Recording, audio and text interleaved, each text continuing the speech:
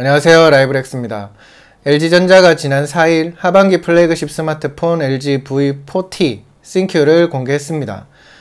저는 그냥 편하게 말하기 위해서 V40이라고 말하도록 할게요. 지난 4일에 있었던 공개 현장에 다녀왔는데요. 현장에서 있었던 이야기를 소개해 드리는 것도 나름 재밌을 것 같긴 한데, 그것보다는 기기 자체에 집중을 하는 게 더 좋을 것 같아서 현장에서 있었던 이야기는 접고 바로 V40에 대해서 살펴보도록 하겠습니다. 어떤 느낌을 받을 수 있었는지 그 첫인상을 소개해 드리도록 할게요. 보시죠. 패키지 박스 분위기는 G7 등과 크게 다르지 않습니다. 블랙 바탕에 제품명이 들어가 있는데요. 여전히 이번에도 구글 어시스턴트를 강조하고 있는 걸 확인할 수 있네요. 내부에는 고속 충전이 가능한 충전기를 포함해서 USB Type-C 케이블, 관련 젠더, 이어폰 등이 포함되어 있어요. 정면에서 바라본 V40입니다.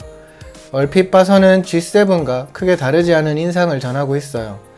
패널 등 세부적으로 따지면 물론 구분점이 여럿 있지만 얼핏 봤을 때 드러나는 무언가가 크게 도드라지지 않는 부분은 아쉬움이 있네요. LG V40은 퀄컴 스냅드래곤 845 프로세서, 6.4인치 OLED 풀비전 디스플레이, 전후면 통틀어서 5개의 렌즈가 적용된 카메라 등을 특징으로 합니다. 구체적인 스펙은 도표를 참고하시면 도움이 될 것 같네요. V40은 펜타 카메라를 특징으로 해요.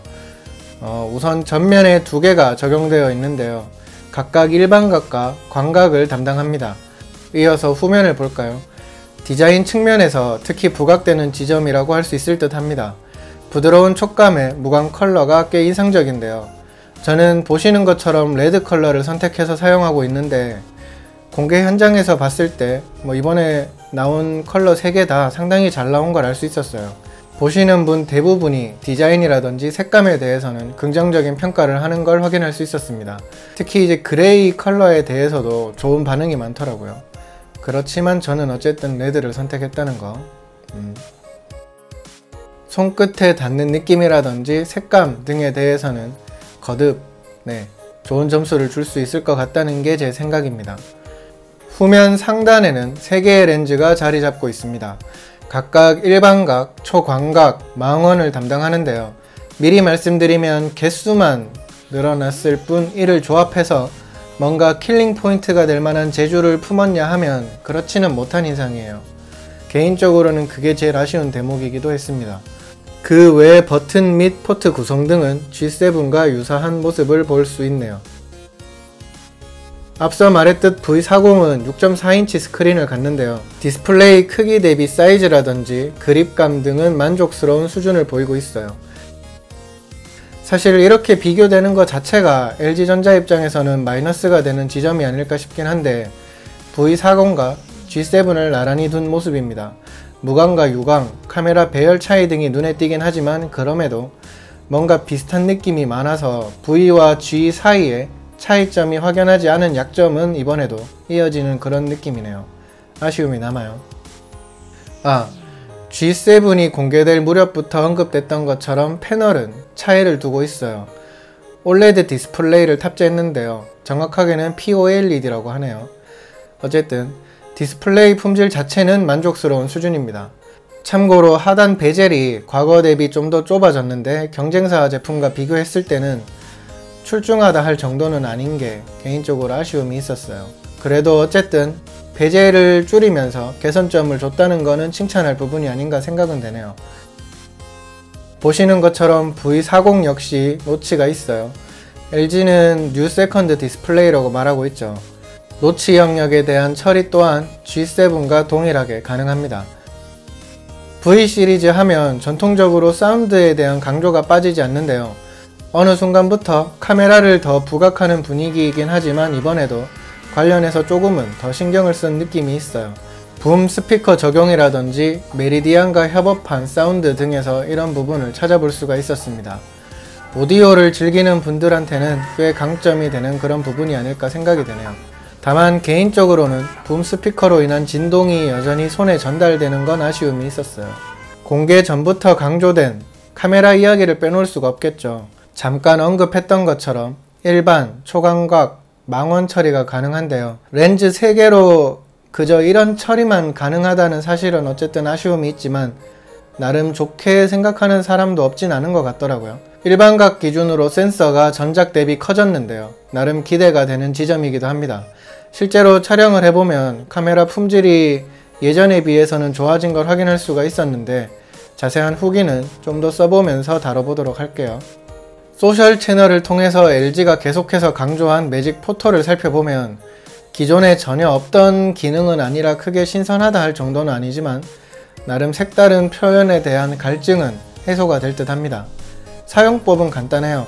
한두 번 써보면 금방 적용할 듯 한데요. 다만 기본적으로 영상 파일로 저장이 되는데 이를 GIF로 변환할 때 그 화질에 대한 선택이라 해야 될까? 그런 부분에 있어서 옵션이 좀 더 있었으면 어땠을까 하는 아쉬움은 있었습니다.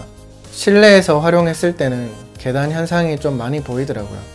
네, 이것도 출시 후에 혹시나 개선이 될 수 있으니까 이런 부분도 조금은 더 기다려보는 게 좋을 것 같네요. 3개의 렌즈를 동시에 촬영하는 트리플 샷 기능도 있어요. 일반 것과 광각에서는 이렇다 할 이슈랄까 그런 게 보이지 않지만 망원에서는 포커스에 대한 어색함이 조금은 있었습니다. 이게 아직 시판 전 모델이라서 그런 게 아닐까 싶긴 한데 이 부분도 시간을 두고 써보면서 이야기를 해보도록 하겠습니다. 지금까지 LG V40 신Q의 언박싱과 첫인상을 전해드렸습니다. 디자인, IP68 등급 방수방진 지원, 밀스펙을 통과한 내구성 등 꽤 괜찮게 생각할 수 있는, 그리고 장점이나 어필이 될 만한 포인트로 말할 수 있는 부분이 여럿 있었는데요. 카메라 센서가 커진 것도 그렇고요.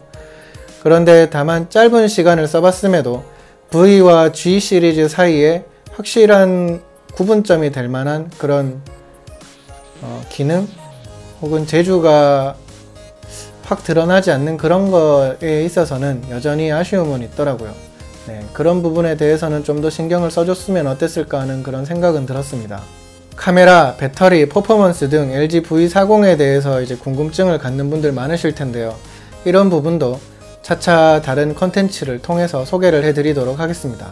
오늘 준비한 영상은 여기까지입니다. LG V40에 대한 또 다른 이야기는 빠르게 영상이나 글을 통해서 소개를 드리도록 할게요. 혹시나 이번 내용이 도움이 되셨다면 구독과 좋아요 그리고 알림 체크 잊지 말고 부탁드립니다. 감사합니다. 끝! 플래그십이라든지 이제 소프트웨어 업데이트가 있을 때마다 고객 목소리를 반영한 피드백이라는 그런 이야기가 많은데 너무 자꾸 강조를 하니까 안 좋은 거를 부각하는 그런 느낌이라서 네, 그냥 제 혼자만의 생각이었습니다. 네.